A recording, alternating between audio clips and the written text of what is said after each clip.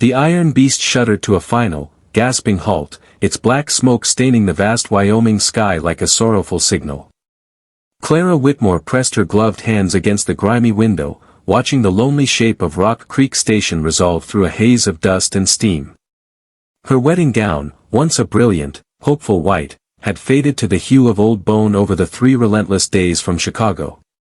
"End of the line, ma'am," the conductor announced, his weathered face creasing with a pity that made her flinch as he noted her attire.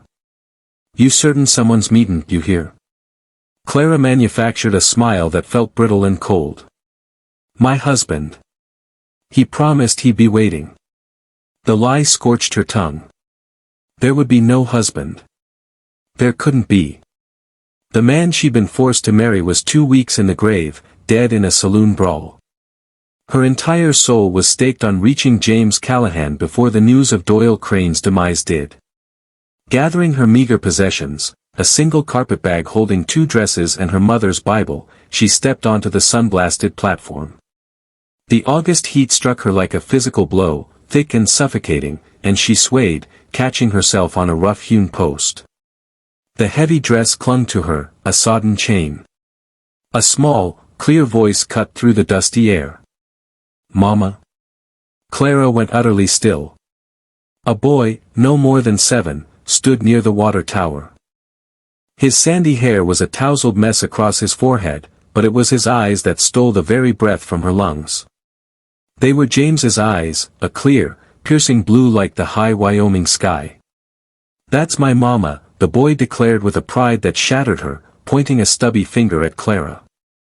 "She's wearin' the dress, just like Pa said she would." Her heart stumbled over itself.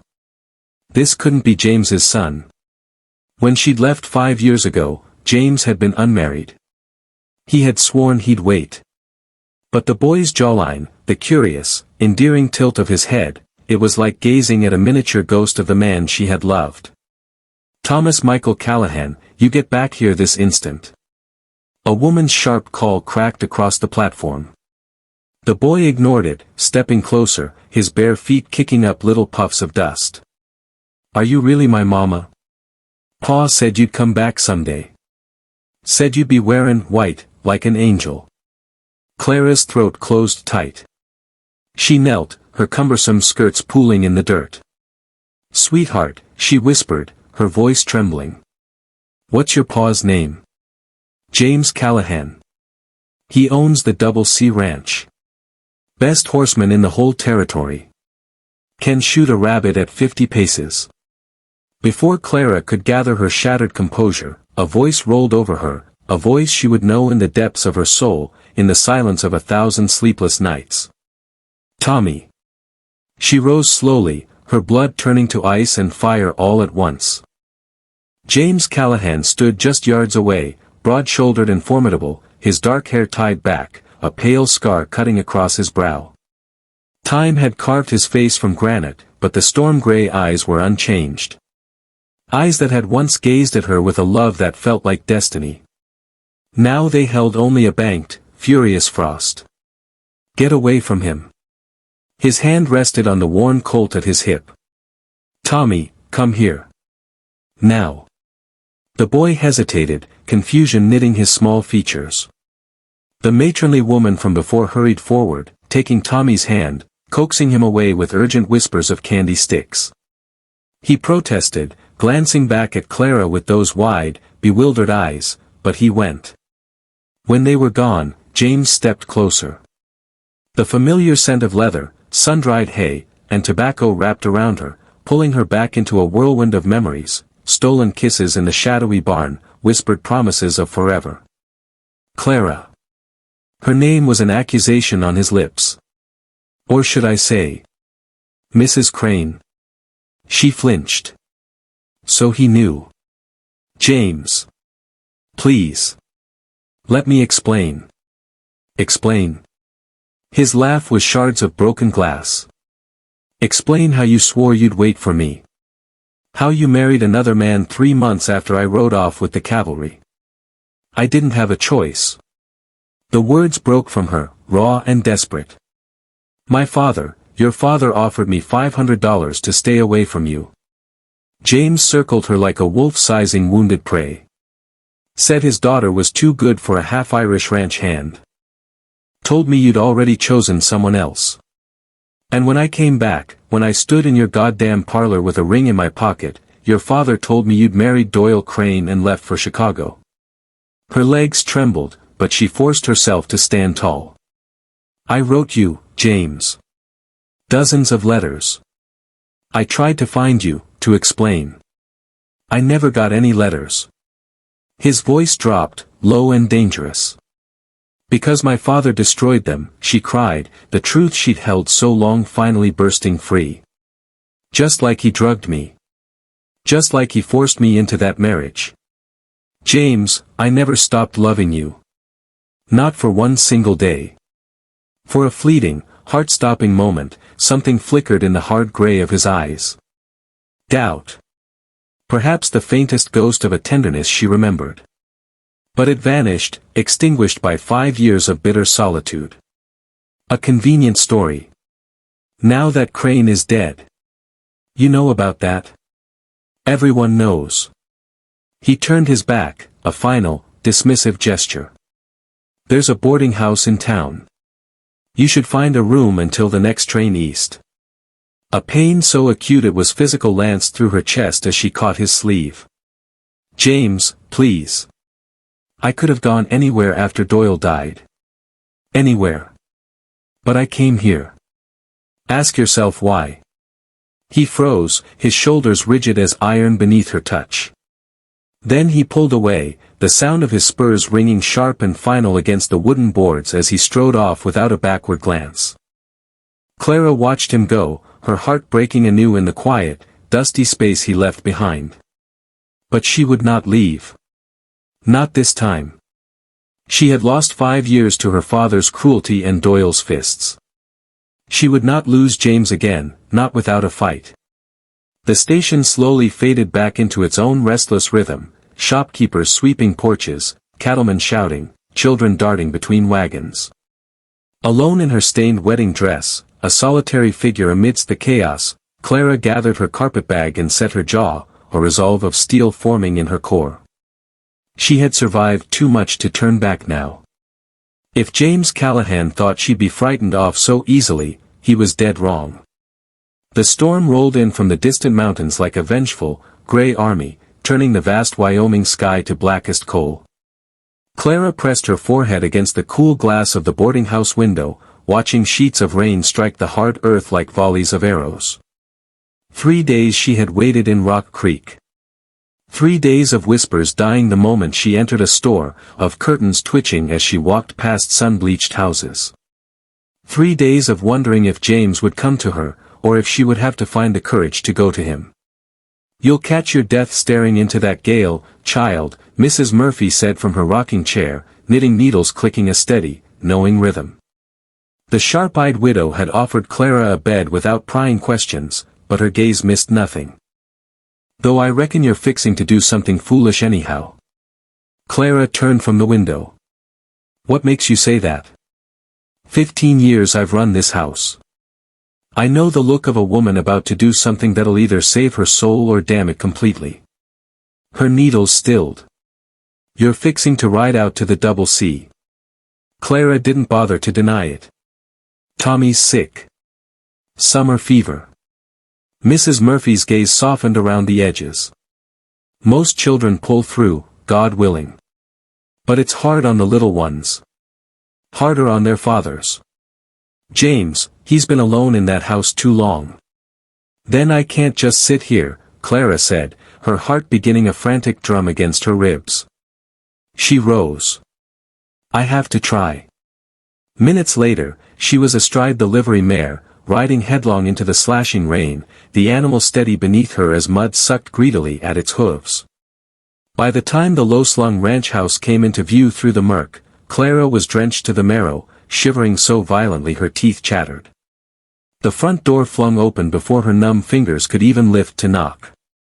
James stood there, framed in the lantern light, a rifle loose in his grip, rain streaming from the brim of his hat and the shoulders of his slicker. Have you lost your mind? He seized her arm, hauling her unceremoniously inside. You could have been killed out there.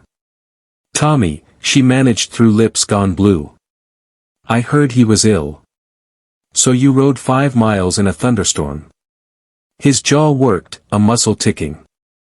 He grabbed a thick wool blanket from a hook, throwing it roughly over her shoulders. Get those wet clothes off or you'll freeze where you stand. When she hesitated, he turned his back, his posture stiff. There are dry things in the chest. They were Mary's. Mary. The name was a lash against her heart, but Clara peeled off the sodden, heavy gown, her fingers fumbling with buttons. She pulled on the simple, soft cotton dress she found, its scent of lavender and sun a poignant echo of another woman's life. You can turn now, she whispered. James turned. His eyes swept over her, clad in his late wife's dress, and something in them softened for a single, unguarded heartbeat before the shutters came down again. You shouldn't be here. Where is he? Upstairs. Sleeping. The fever broke this morning. His voice cracked, just a little, betraying the strain. Relief, warm and weakening, washed through her. Thank God. God had nothing to do with it, he muttered, running a hand over his weary face. Just willow bark and cold cloths. A thin, fretful cry split the quiet of the house. Paul. James was a blur of motion, bolting up the narrow stairs, Clara following on his heels without a second thought. In the small loft room, Tommy lay tangled in damp sheets, his skin slick with sweat, eyes glassy with residual fever. James bent over him, his voice dropping to a low, soothing rumble. The boy's gaze drifted past his father, finding Clara in the doorway. The angel lady, he whispered, a weak smile touching his lips. You came back. Tommy, hush now, James said, but his son reached a trembling hand toward her. Clara crossed the room in 2 strides, kneeling by the bed and taking the small, hot fingers in her own cool ones. I'm here, sweetheart. Your pa's been taking such good care of you. He always does, Tommy murmured, his eyelids heavy. But he's sad at night. When he thinks I'm asleep, he looks at your picture. James went utterly rigid, his jaw clamping tight. Clara's eyes widened. Picture. Tommy gave a feeble nod against the pillow. The lady in the white dress. In the little frame. That's you. His lashes fluttered, closing as sleep, peaceful this time, reclaimed him. Clara gently smoothed the damp hair from his forehead, tears burning hot behind her eyes. She looked up at James, but he had already turned away, a shadow retreating to the doorway, his back to the room. Later, downstairs, she found him staring into the low fire, his knuckles white where they gripped the rough stone mantel. Tell me about her, Clara said softly, the words hanging in the quiet between them. Nothing to tell. She died. His voice was flat, barren. James. He released a long, weary breath. Her name was Mary. She was gentle. Kind. Tried her best to be a rancher's wife, but she wasn't made for this life. She died giving me a son. That's all there is. Clara's chest ached for the gentle ghost in the dress she wore, for the man whose love had turned to ash. I'm so sorry. Are you? He turned then, and his storm-gray eyes blazed in the firelight. Because if you'd kept your promises, Clara, maybe she'd still be alive. Married to some shopkeeper who could have given her the quiet life she deserved. That's not fair. Fair. His laugh was a bitter, hollow thing. Fair would have been you waitin'. Fair would have been your father not buyin' me off like a stray dog. Fair would have been you fightin' for us instead of Maureen Crane. I did fight. Clara's voice broke, the dam finally giving way. I was drugged. Forced. I woke up in a Chicago boarding house with a ring on my hand and bruises I couldn't even explain. For 5 years, I was his property, James. And the only thing that kept me breathing, the only thing, was the hope that I'd somehow find my way back to you. James froze, his chest heaving. For a long, suspended moment, something fractured in the stone of his face, a fissure of pure, agonizing doubt. He strode to a cupboard, pulled out a bottle and 2 glasses, pouring whiskey with a hand that wasn't quite steady. He shoved one glass toward her. "I can't," he said, his voice hoarse. "I can't just forget what happened. I can't trust that it ain't just pretty words now that you got nowhere else to go." Clara lifted the glass but didn't drink. "I'm not asking you to forget. I'm asking for time. Let me stay. Let me help. Let me prove to you that I never stopped loving you. Not once." Outside, the thunder boomed again, rattling the windowpanes in their frames. James looked away, his hand drifting unconsciously to the pocket of his vest, where Tommy said he kept her picture. "Stay tonight," he muttered, the words dragged from him. "Storm's too strong to send you back." Clara's heart gave a wild, hopeful leap, but she only nodded, wrapping the blanket tighter around shoulders that still shook. "Thank you." Outside, the lightning split the sky in jagged veins. Inside, a different tempest brewed, one built of love and pain, of 5 years of broken promises and the fragile, terrifying chance to mend them. The storm outside had quieted to a distant murmur by morning, leaving the world washed clean and sharp. Clara woke in the small, spare room James had given her. Mary's room. Her fingers traced the delicate embroidery on the dresser scarf, the vase of carefully preserved wildflowers, the lingering, gentle presence of the woman who had shared this man's life, his bed, his son. It was a quiet, aching hurt, but she pushed it down, deep.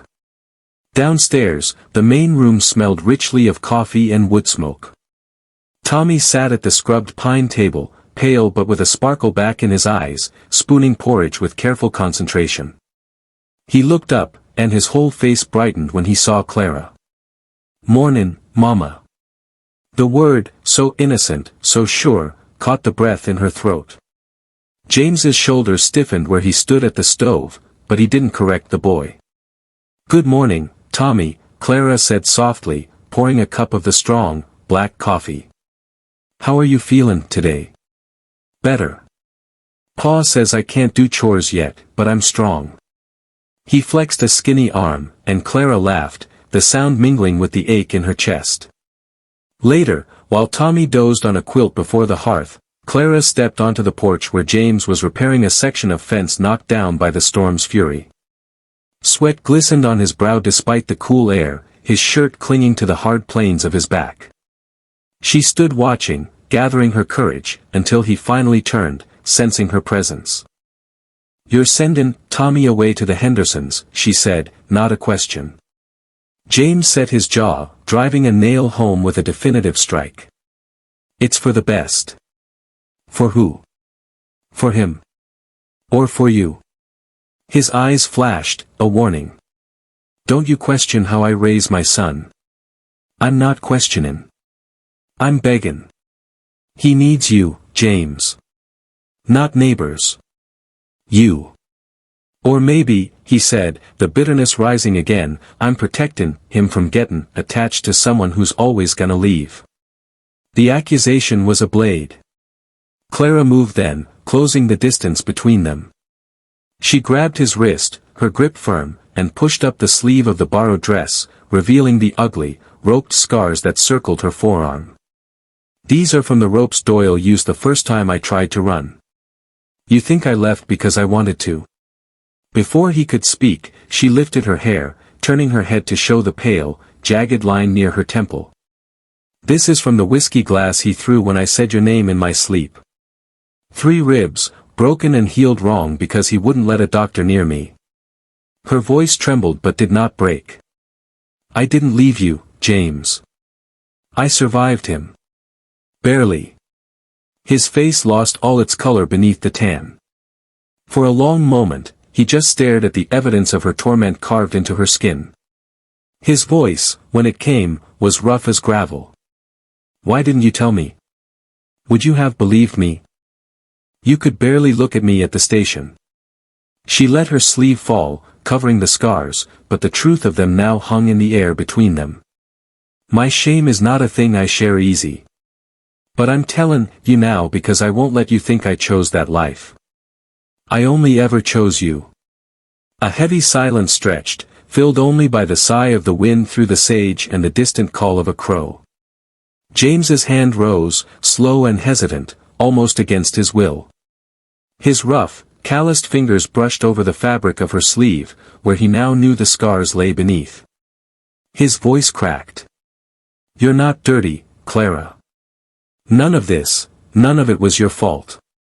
Clara swallowed against the tightness in her throat. Then stop running from me. I can't forget 5 years, he said, the pain raw in his eyes. I can't pretend it never happened. I'm not a skin, you two. I'm a skin, for today. Just let me stay. Let me help. No promises, no demands. Just today. James's chest rose and fell in a deep, shuddering breath.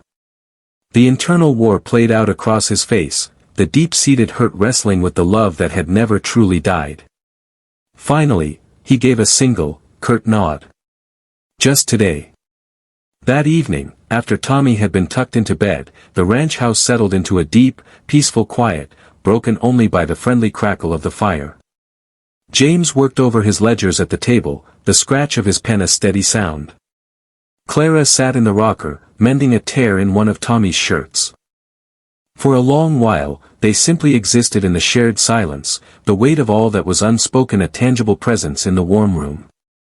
At last, James put the pen down. He didn't look at her when he spoke, his gaze fixed on the flames. Every night, he began, his voice low, I dream about you. Sometimes I see you in that yellow dress you wore to the church social, dancin'. Sometimes I dream of what never happened. You standin' right there at that stove, with our child at your skirts. He paused, the words catching. And sometimes I dream of what he did to you. The things you just showed me. And I wake up ready to kill a man who's already in the ground. Clara's hand stilled on the fabric, her vision blurring. Then stop fightin' the dreams, James. Stop pushin' me away. I'm here now. I'm not that girl you loved. I'm not Doyle Crane's broken wife. I'm just me. And I still love you. He stood up abruptly, pacing the length of the room, a man torn in two. You don't know what you're a skin. If I let you in again, if I let myself hope, I won't survive losing you a second time. I can't. Then don't lose me, she whispered, rising to meet him in the center of the room. She placed a hand on his chest, feeling the frantic, solid beat of his heart. His resolve crumbled. His hand came up to cup her face, his thumb trembling as it stroked her cheek. Clara. Her name was a plea, a surrender. The kiss, when it came, was not gentle. It was a conflagration. 5 years of loneliness, 5 years of pain and yearning and furious longing, collided in that desperate meeting of lips. It was fire and hunger, a claim and an apology.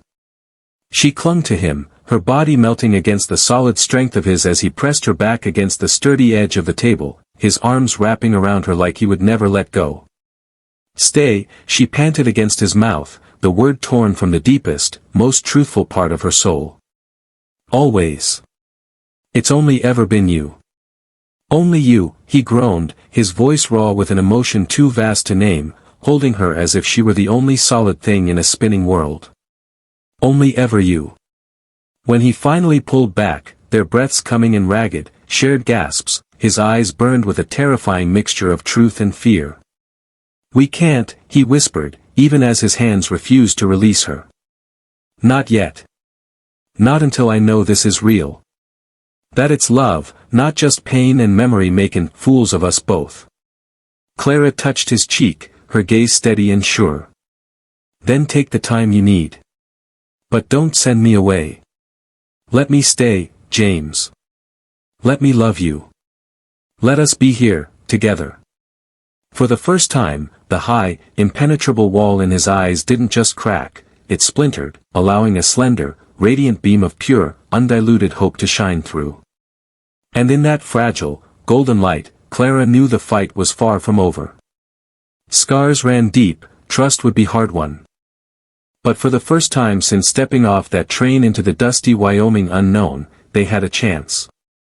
A real chance to rebuild from the ruins, to heal the old wounds, to find a love that had been tested by fire and was stronger for it. This time, she would not run. This time, she would stay. The "just today" stretched into a week, then two.